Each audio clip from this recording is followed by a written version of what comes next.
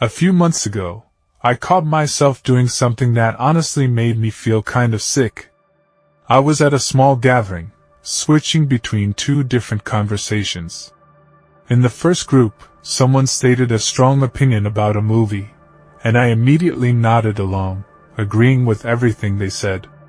10 minutes later, I walked over to a different group where someone was completely trashing that exact same movie.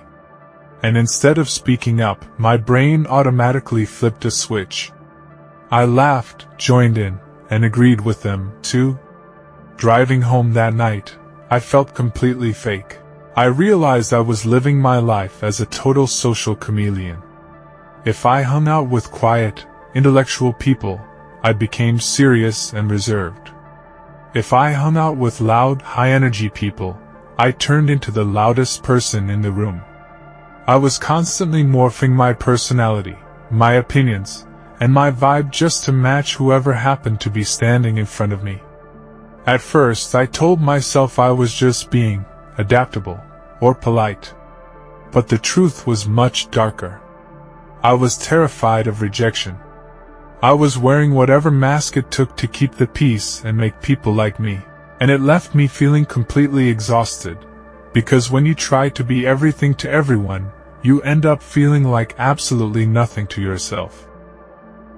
When I started looking into why my brain was doing this, I discovered a fascinating evolutionary quirk called the chameleon effect.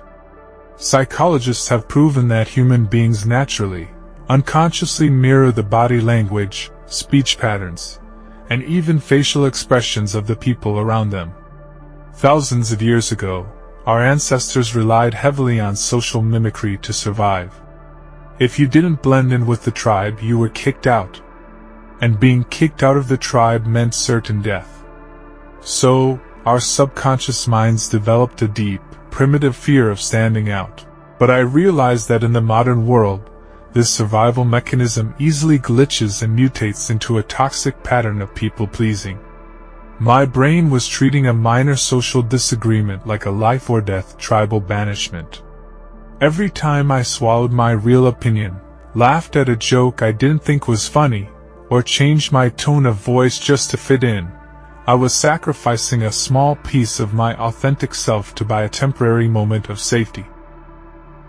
Breaking out of this trap didn't happen overnight, but it started with a brutal realization. I noticed that the people I respected the most weren't social chameleons at all. They were grounded. They had defined edges. They could disagree with someone politely without panicking. To build that within myself, I started using a hard boundary called the 3-second anchor.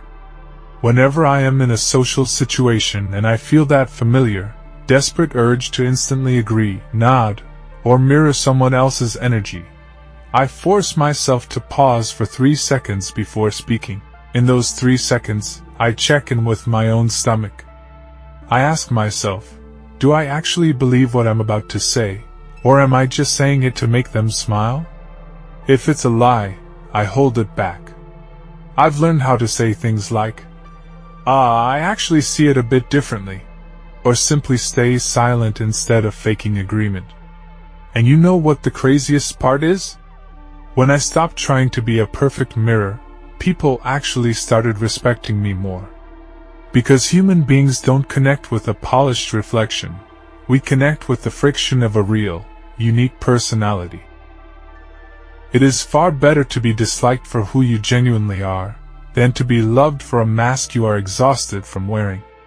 If you are ready to keep uncovering the hidden programming of your mind alongside me, hit that subscribe button.